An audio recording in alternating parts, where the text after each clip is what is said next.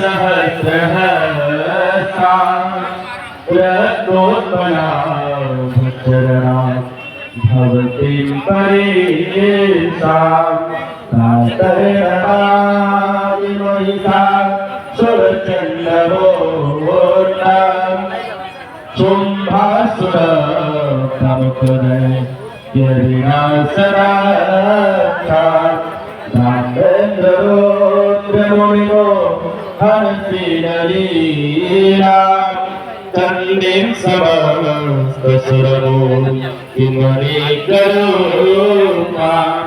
कातरभजामि भजतां कविरास्य धात्रे धात्रीं समस्तजगतां दुरितापहं ते